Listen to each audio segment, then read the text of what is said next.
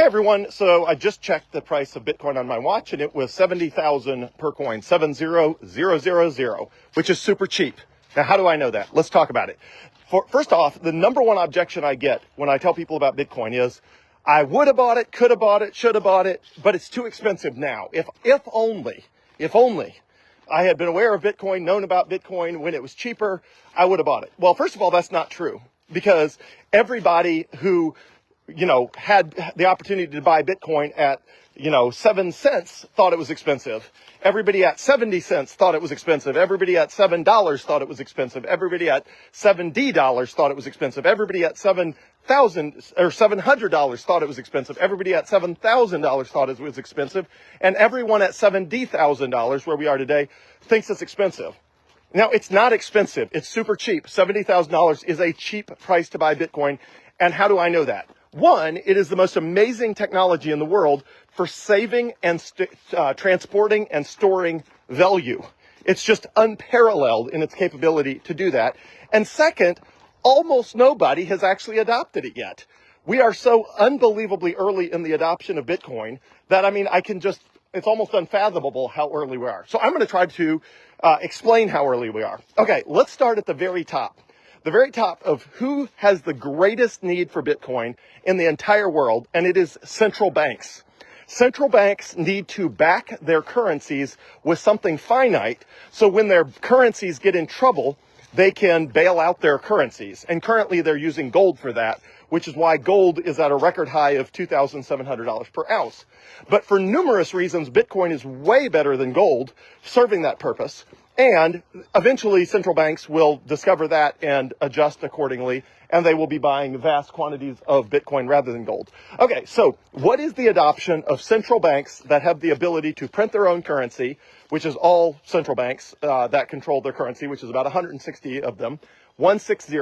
So what percent of that 160 central banks is using Bitcoin on their balance sheet to stabilize their currency? And the answer is zero, nada, nothing, not a single one. There is not a single central bank in the entire world that has Bitcoin on their balance sheet the way they have gold on their balance sheet to stabilize their currency. Zero. So that is tens of trillions of dollars sitting on the sideline with zero exposure to Bitcoin, hasn't even started the Bitcoin adoption process at all. And that is tens of trillions of dollars, 0% adoption. So you think $70,000 is expensive? What do you think that price is going to be when the deepest pockets in the entire world, which is all of the central banks in the world, actually wake up and start buying Bitcoin? Okay, so tens of trillions of dollars sitting on the sideline. Bitcoin's total value, just 1.4 trillion. The entire value of all the Bitcoin in the world right now is 1.4 trillion, and central banks have tens of trillions that one day will be allocated to Bitcoin. Okay, next up, sovereign wealth funds. Sovereign wealth funds are basically big investment funds owned by central governments. They have almost zero exposure to Bitcoin. There's a few sovereign wealth funds that own a little bit of stock of MicroStrategy, or I think maybe one or two of them own some Bitcoin ETFs like the BlackRock Bitcoin ETF, but it's effectively zero. So for major sovereign wealth funds, the exposure to Bitcoin is not zero like central banks, but it's almost zero.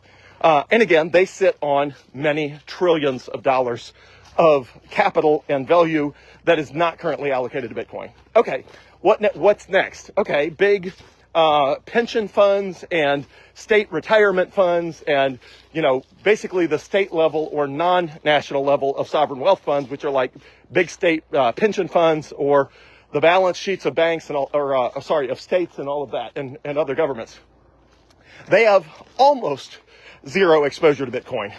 I think Wisconsin has less than 1% of their pension fund allocated to Bitcoin, but if anything, it's like one state and it's like less than 1%. So almost zero exposure. All right, who else has a ton of money? Big companies. How many big companies have a bunch of Bitcoin? The answer is exactly one. MicroStrategy owns a lot of Bitcoin. They own about 1.2% of all the Bitcoin that will ever exist is owned by one company, MicroStrategy, which is run by Michael Saylor. The rest of the companies own almost no Bitcoin. Coinbase has a little bit of Bitcoin. Square, the company Block that's behind Bitkey, has a little bit of Bitcoin on their balance sheet.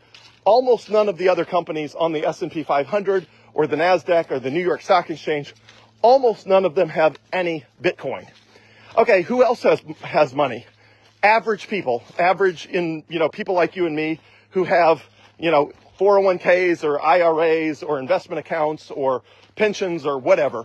The question is, how much of those assets is invested in Bitcoin? And the answer is a tiny, tiny, tiny little bit. So the average in the United States in 2003, only 7% of people in the United States owned any cryptocurrency at all in 2003, according to surveys by the Federal Reserve in the United States, 7%. So 7% of people in the United States owned any cryptocurrency, and of that, let's call it probably maybe 4 or 5% of that was Bitcoin. So less than 5%. Okay, so less than 5% of all the people who could allocate money to Bitcoin in the United States own any Bitcoin. That means 95% of people don't own any Bitcoin. And the ones that do own Bitcoin, sure, there's a handful that are in the position I'm in where they're, 96% Bitcoin, which is where I am. 96% of my liquid assets are in Bitcoin. But the vast majority of people who own Bitcoin, it's 1% or 2% or or $50 or $200 or just some insanely small amount as compared to the total assets they have. So why is it so early and why is Bitcoin going to go so much higher than it is today? Let's recount. 95% of people don't own any Bitcoin. 98% of companies don't own any Bitcoin. 99% of family offices, sovereign wealth funds, pension plans don't own any Bitcoin. And 100% of central banks own 0 Bitcoin. So, again, I'll redo those numbers. 95% of people in the world own 0 Bitcoin. 98% of companies own 0 Bitcoin. It's probably 99%, but I'm going to say 98%. 99% of major sovereign wealth funds, investment funds, retirement accounts own 0 Bitcoin. And 100% of central banks own 0 Bitcoin. This is the equivalent of, let's say, the internet in the mid 1990s. And someone comes along and says, I don't want to invest in the internet in 1995 because I feel like everybody's already heard of it and it's already been adopted.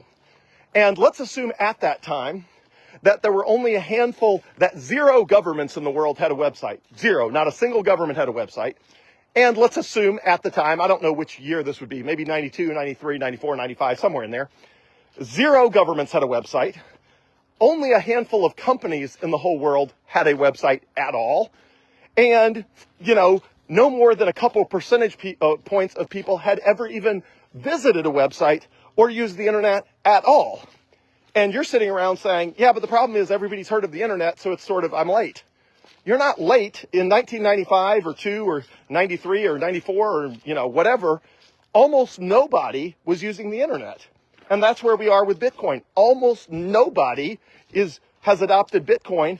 It's just that everybody's heard of it, so everybody feels like they're late. And because everybody feels like they're late, they're like, oh, I don't want to buy it at $70,000 per coin. I already missed the big run-up. And you did not miss the big run-up because the vast majority of entities and individuals with capital don't have any Bitcoin. So right now, you can buy Bitcoin at $70,000 per coin, or just a hair under $70,000 per coin. You could buy it, and you will be ahead of 100% of central banks. You will be ahead of 99% of sovereign wealth funds, major pension funds, retirement accounts, state treasuries. You'll be ahead of 99% of them, in addition to ahead of 100% of central banks if you buy Bitcoin right now. And you'll be ahead of 95% of everyone in the world if you buy Bitcoin right now. You'll be ahead of 95%. So if you think you're late to Bitcoin, then you think you're late because some tiny fraction of 1% is maxed out, like I am, and a couple more percentage points of the world's population has any meaningful amount of Bitcoin, and the rest of the world owns none, and almost no companies have it, and almost no governments have it, and 0 central banks have any, and it's the most powerful technology for savings and transporting value in the world, and eventually they're all going to adopt it. And as they all adopt it, the price is going to be radically higher than today's price, radically higher. So you can buy a Bitcoin at $70,000 today, that one day people will be spending more than $1 million or even more than $10 million per coin. And you can buy that for $70,000 per day, and you can buy as little as $1. You do not have to buy a whole Bitcoin. You can buy just a fraction of one Bitcoin. And you can do that on Coinbase, Coinbase.com, Coinbase.com. Just make sure you're on the real, official, legit website. And if you don't want to mess it up, just text me the word Bitcoin to 601-207-0813. That number again, 601-207-0813. I will personally send you $30 of free Bitcoin on Coinbase. That way you know you're signing up to the right link. You know that you're not buying the wrong, you're not, looking at the wrong asset. If I give you free Bitcoin, it guides you through the process. If you text me the word Bitcoin, I'll just ask you for the best email address to send it to, because right now Coinbase requires an email address. In the future, they're going to let people, receive Bitcoin via text message and via phone number. But right now it's got to be email address, unless you already have a Coinbase account. But if you don't have one, it's got to be email address. So happy to send you $30 of free Bitcoin. You are very early, and I don't know how else to tell you you're very early other than all the ways I've said. You're very early. Please get on the train when it's very early, because at $700,000 for Bitcoin, when it is 10 times the current price, everybody will be saying the same thing. They'll say, I just don't want to buy it at 700,000. I feel like I'm late. And at $7 million per Bitcoin, they'll be saying the exact same thing. I don't want to buy it at $7 million per Bitcoin because I feel like I'm late. Here you are, $70,000 per Bitcoin. It's cheap. Buy as much of it as you can while it's still cheap. It won't be cheap forever. It's just cheap right now.